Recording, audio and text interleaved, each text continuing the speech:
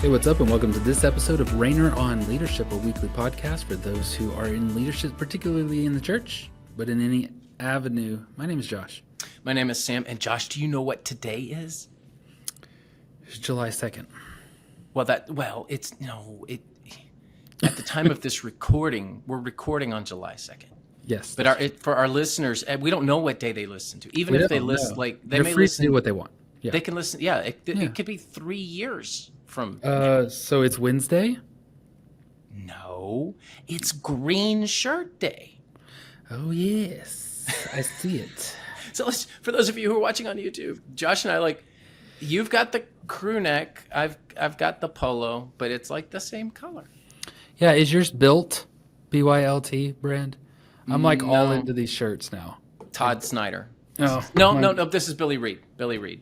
Mine are BYLT. I love these shirts. They have this cut. It's called a drop cut. I just wear them constantly now. I feel like we're sartorial blogs. Is it sartorial YouTube stuff? What are you wearing? Oh, but I don't think that's our audience. I don't think our audience cares. I think the kids call that the fit check. So you got to do a fit check. Yeah. Fit check. Yeah. No one who listens to our. They may care about those things, but they don't care about what we're wearing. Yeah, and we're not those kind of pastors that people are trying to dress like. No, I'm into higher quality stuff and finding it cheap on eBay. That's fun for me. It's like a little hobby. But no, I'm not. I'm not into the latest fashion trends and all that. That's just not my jam. But you know what is my jam? Southern Seminary. Southern Seminary. Yeah. Hey, guess what, everyone? We just extended our sponsorship with Southern Seminary for quite a bit of time. Yeah. It's been going well. It's been going really, really well. So they've got a lot of good stuff for you to go check out. Let me tell you a story. Shadowbrook Church members in Swanee, Georgia have rediscovered their first love, serving Christ and loving others. Jared Rumley's the pastor there. It was a divided congregation. Older members had relegated the Great Commission to the church staff. People were comfortable. Rumley needed guidance to unify his splintered congregation. He knew where to turn. He knew to turn to Southern Seminary. You can too. There are so many established churches. You and I used to do the Established Church podcast. Mm-hmm. There are so many established churches out there that are just like this one. And what did he do? What did the pastor do? Jared Rumley? He went to sbts.edu/unified. sbts.edu/unified. So it's Southern's website /unified. Took the next steps. They helped him. They can help you. So would love for you to learn more about all that happened at his church. There's a link in the show notes for that. So sbts.edu/unified. It's a neat little story. They said that to us, and they kind of wanted to tell, instead of just add copy, which theirs was fine. So let's tell a little story. I like it. Little story about Jared Rumley. I don't think these are made up names either. So good job, Southern. I certainly hope not. For a seminary to lie would be no. So okay, when I write books, I will often combine two stories and change the name of the church, change the state. Right. Instead of Indiana, I might say Iowa or something like that. So, just so you know that that's kind of a common tactic when you're writing a book. Let me tell you a story, and it's a true story. You just might take bits of one story and another story, combine them together, and then change the names. Yeah. That's very, very common, and I don't think that's unethical at all. But I don't think that's what happened here. No, that might be the real folks. So speaking of stories, a lot of times people will want to meet with you, and they will tell you their story. This is part of pastoral counseling, spiritual guidance, and that sort of stuff. That's what we're going to be talking about today. Sam, how often do you get into pastoral counseling, I guess we could call it? We're talking about sitting down, meeting with a couple or a person who's got some stuff going on. Yeah, I'd say I'm doing counseling every day. in some way, shape, or form. It's usually phone calls now and texting, although it's weird through text. Like I don't really try to encourage that a whole lot. It just ends up being a, hey, you're going to be okay sort of stuff. But actual sit down, we're going to schedule a time with you. We're going to spend an hour working through this twice a week. I probably spend 2 to 3 hours a week doing actual sit down counseling sessions. Sometimes it's more holidays, more because people want to schedule when they're off. So Thanksgiving, Christmas, all that. Yeah, those weeks just get jam packed full of stuff. Yeah, I'd say 2 or 3 sessions a week. It's not a heavy load, but I'm not professionally trained. So I'm often like, okay, work through a few things pastorally. Let me point you in the direction of somebody who can really help you with the particular problem. How about you? Not very often, no. So we are in an area where therapy, counseling, those sort of things are very much accepted, talked about, practiced. And so nearly everybody I know has a therapist. I have a therapist. I talk about my therapist quite a bit, even in my sermons. And so people visit their therapist. I also think because I've only been here a year and a half or so, I don't yet have that sort of relationship with people. But, I got a request this morning. It's already been booked. We've set that up. I have meetings, 2, 3, 4, 5, the kind of like member initiated meeting a week. So I have those a lot. But a lot of that is superficial stuff, just navigating small groups or church life or those kind of things. And some of those turn into pastoral counseling. You think you're meeting about one thing, you start talking about history. But yeah, I don't have a lot of these yet. I think and I anticipate I'll get more and more of these as I am here longer, as I pastor here longer. In my previous churches, I had a lot more toward the end than at the beginning. So we're talking about... It's pretty common. Yeah. It takes a couple years at least for people to be like, let me share with you all of my deep, dark secrets and things that I don't want you to know, Pastor. Yeah. But then you're there long enough and people just trust you. Yeah. But the point of all of this, the point of this episode is there are limits. Yeah. There are limits to pastoral counseling. I'm not a huge fan, and I want to be careful about this because it's really, really controversial. I don't know why it's so controversial, but like Christian therapy? Yeah.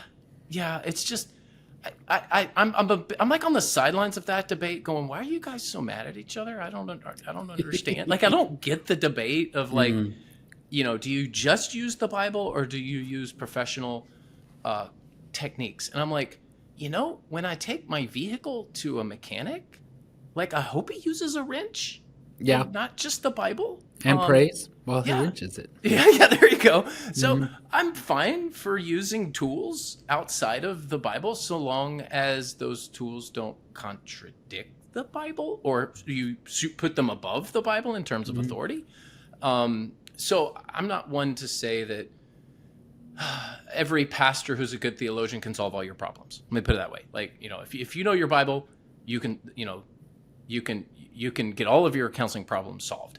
I'm like, I get the spirit of that. And I certainly believe that the Bible is the final authority of everything. I believe in the inerrant word of God. But sometimes there's just tools that are good that science has discovered. Am I crazy? I don't think you're crazy. I do think that in our day and age, even within the church, and this may be what some pastors and therapists are pushing back against, but we have this idea that like, okay, so you have your prayer problems, and that's like faith and patience, that kind of stuff. And then you have these like other things where you're really sad or you're really angry, those kind of things. And those are for counselors and the other ones are for pastors. I tend to fall more so heavy Bible, and I think you would as well. I think a lot of your issues really could be solved by like you doing what the Bible actually teaches you to do.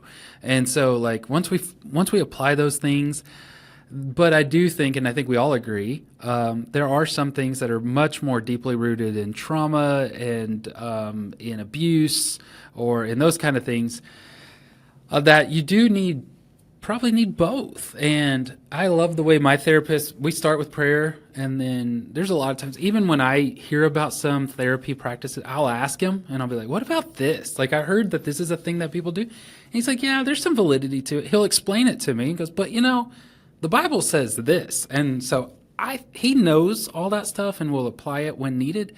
But a lot of times it's scripture or trusting Jesus and those kind of things in my life. So, I kind of lean heavy Bible with wisdom, and all truth is God's truth, and so don't just reject it because some atheist or non-Christian came up with it.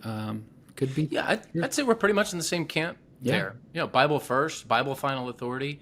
Bible solves a boatload of problems, but there are things like substance abuse, addiction, it's physiological. Right. And I know there's another big debate about that as to, is it a disease and to what degree is it a disease and all of that. And that's not really the point of this show. But you find somebody who is addicted to a substance, pornography, name your addiction. Pastorally, it's great to walk with them, but man, you need professional help for that. You're actually doing a disservice to someone if you're not trained. They come to you with an addiction problem and you're like, yeah, I can solve that. You don't know what you don't know in those cases. So I certainly think substance abuse and addiction needs to be dealt with by those who understand physiology and what medicines to prescribe, if any. And I'm not big on just popping a pill for everything either. But I wouldn't even know where to begin with any of that stuff. And I do know that it can be helpful for some people. Are medicines overprescribed? Do we lean too heavily on secular theories? Absolutely. I don't have any doubt about that. But man, I'm not about to try to break the chains of addiction. That I can do this for you as your pastor. I just can't. Yeah.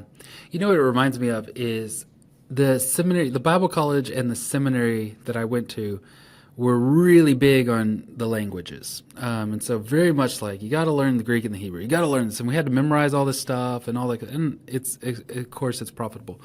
However, I did see a seminary one time after I was done with all of my education. They had a course on learning language tools and knowing how to like using logos and knowing what all of those words mean and how it all fits together and how it applies. They didn't really teach the language. They didn't need to read in Hebrew and Greek, but they needed to understand how to use the language tools. This is sort of what I think of with counseling. I need to know enough, pastors need to know enough to be able to kind of shine a light and direct you toward the tools that you need. And so I can have a conversation with a person and go, yeah, here's some Bible verses that we need to think about, meditate, let's journal through this, let's pray, let's get an accountability partner, those kind of things. But sometimes if you have the conversation, you go, okay, I think we need to talk to a professional who is, because substances change your brain. They change your body. And it's not just a simple accountability partner situation. And I don't want to make it like that's a small solution. That's a great solution. That's a big solution. But these kind of things change you. And I need to know enough as a pastor to say, you need help that I have not been trained on. Or maybe even time that I don't have to give towards this one issue. So knowing when to step back is really important, and understanding this is beyond my capability. Mm-hmm. Instead of trying to be someone's hero, just know your limits, and I think that's important. Another area where I know I feel very limited, and I'm actually trained. So I haven't kept my license up as a foster dad. But for many, many, many years, I was a licensed foster parent, went through all of the training. It was very extensive. Half of it, I'm like, yeah, I don't know about this. The other half, I was like, wow, okay. So it was worthwhile is what I'm saying. A good chunk of it, I'm going, yeah, I didn't know that. I didn't realize that. And I found it to be very beneficial.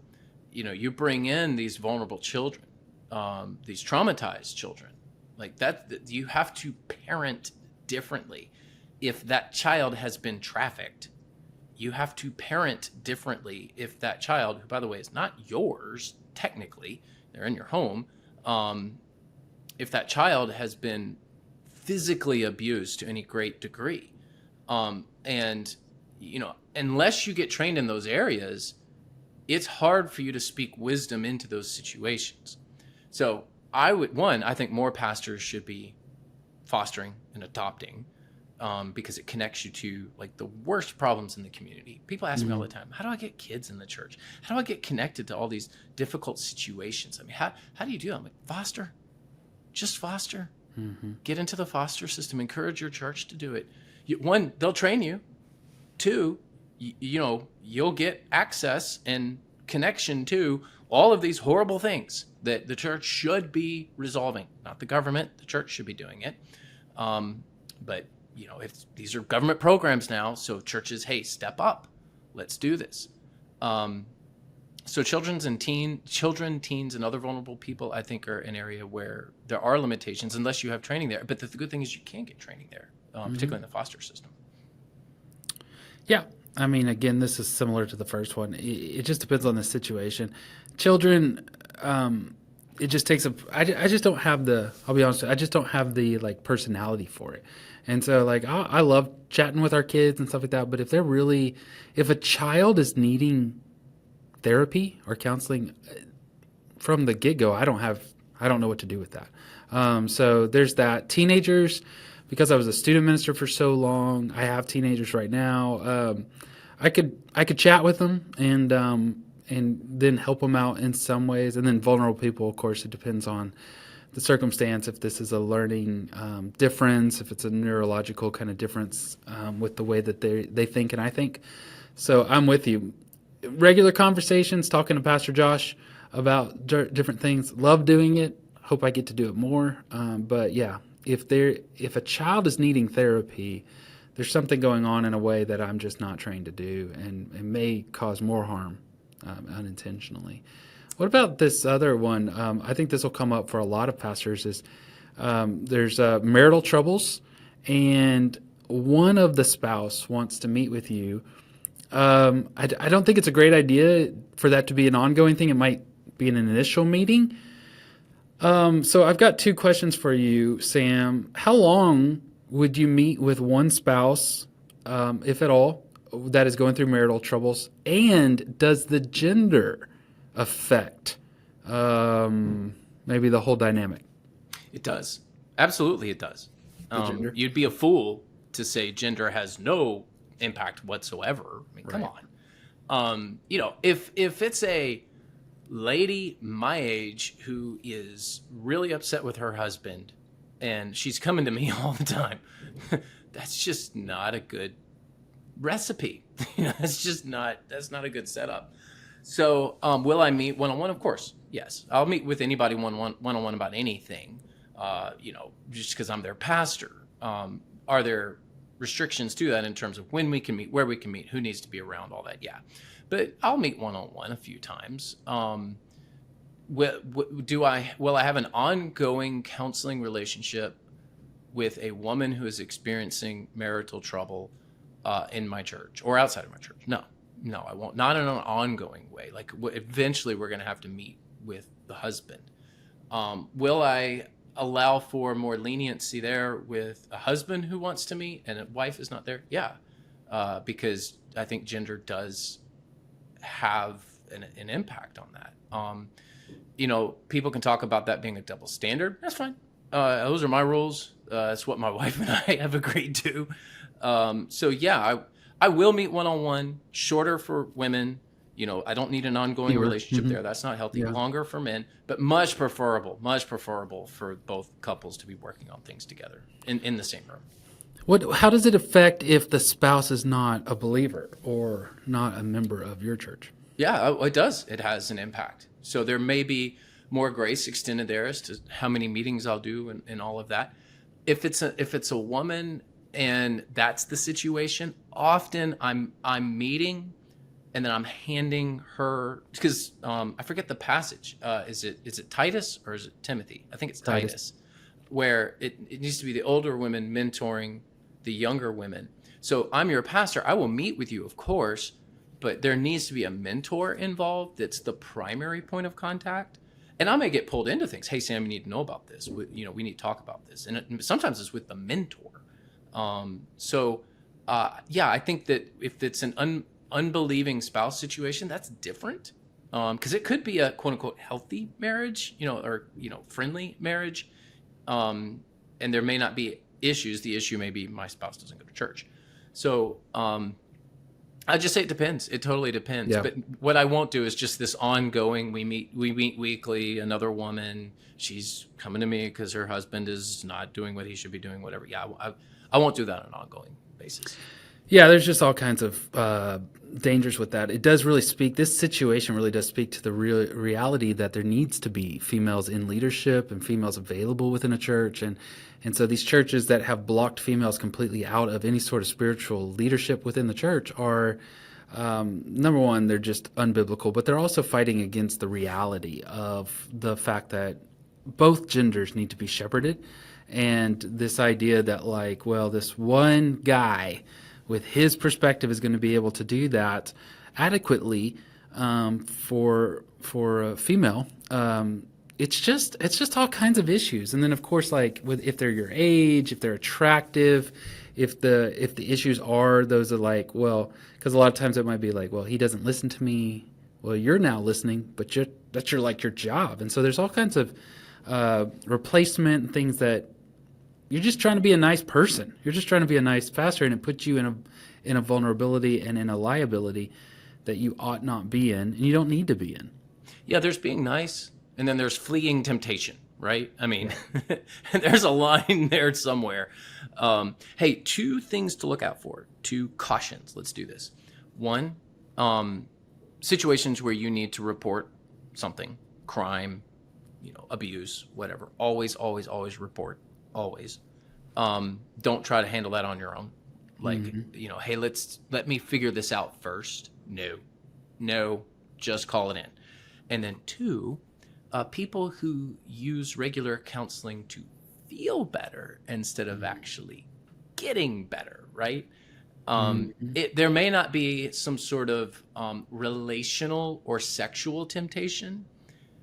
And it could be that this person just keeps coming to you, and all that they're doing is draining your energy and your time because it's not a temptation issue, it's an energy issue.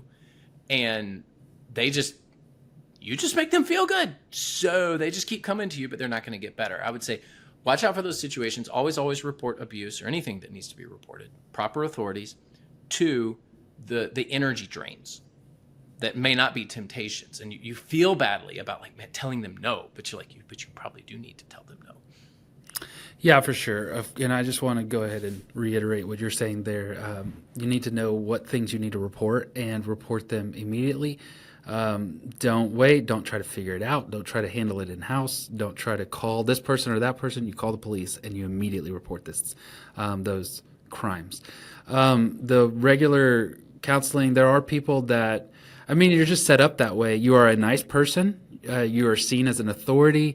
You're friendly. They have a fake view of who you are. There's a sort of a celebrity status because they think that you are your preaching personality, it is who you are, but it is a different setting. And so we've talked about this before on the show. When I preach, it's 30 minutes. It's pre-planned. It's funny, it's engaging, there's clear stories and a clear application. And then people are often disappointed when they just sit down with me coffee because I don't have... You're not nearly as engaging in person. I know. I don't have 3 points in a poem for you right now, man. I didn't rehearse this. I didn't write it all out beforehand. So there are people that have real issues, real things, real challenges and baggage that are very needed. They may root back to their family of origin. They may root back to an under-satisfying marriage or just insecurities. And you're a preacher, you're a pastor. And so there's this part where we're just generally nice to folks. We will just generally listen. And man, we live in a world where people don't have friendships and they don't have real ways to connect to people, and they need that. And they really do. Sometimes they just need a friend, and you're like a default friend. And so that's not going to help them. That makes them codependent on you. And that's not a good thing. The other thing that you brought up there is just, which I think is a limitation in all of this. Even if you can help with these situations, you have to kind of gauge your own. So you cannot be constantly in the midst of other people's trauma and that not affect you. And so, if you're It's doing called compassion fatigue. yes, it is a thing, and it will wear you out. And so if you're doing 2 counseling sessions a day, every week, you're going to you're going That's to get too burned much out. for most pastors. Yeah, you're not, because you're not a therapist. Therapists have structures and systems and training. You're not only doing that, but then you have to switch over to your creativity mind when you're doing sermons and that sort of. Then you got to switch over to your administrative brain, and you're burning the candle at all different ends. And so There is a you big need to difference. stop that. When you're a therapist, these are your clients. Right. When you're a pastor, these are your people that you're shepherding. Those are 2 very different things. So you cannot treat the pastoral role as a therapist role.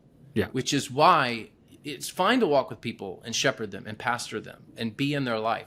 But you are not their therapist, and you shouldn't be. That's what therapists are for, right? In the same way, I can't teach your kids. Like, that's if you're a homeschool parent, that's your role. If you have teachers in the public school, that's the teacher's role. So we have these roles in society that I think are very helpful. Don't try to be everyone's therapist. You can't. It's not something you can do. Or, like and I think that's helpful. Is this person needing a therapist? Are they looking at me to be a therapist, which makes me not a pastor? They need me to be a pastor. Sometimes it's also like, I kind of am getting the feeling that they want me to be a father figure to them. I am by default as a pastor, but I am not their dad. And I can't go back and answer for what their dad did or did not do. I cannot fix that whole, I am not their husband. So I can't provide that sort of service for them. So there's when you really kind of clearly think about it and you start listening for those kind of clues, are they actually needing a spiritual life shepherd? That's the role that I can fit into. That's the one I'm trained to do. It's the one I'm called to do. It's the one I am in. Any other roles, it's not only that I'm not that, but I'm now not being what they need me to be, their pastor. So I think that those are really helpful kind of distinctions to make. Last one, and we'll do this quickly. Conflicts of interest, especially with church employees. Be very, very careful. If you are somebody's boss or peer, for that matter, you should not be their counselor. Yeah. You gotta, I got young ministers. I think of them a lot of times. I think of them like, I try to share, this is what Jackie and I did when we were at your stage of ministry, your age, that kind of stuff. So I can kind of provide some of that. But I strongly encourage all of my staff. And if you got to take time off, you don't have to take PTO to go to your therapist. That'll be okay. So go ahead and go to your therapist. And that's a way to encourage that. We don't pay for it, but we can encourage that.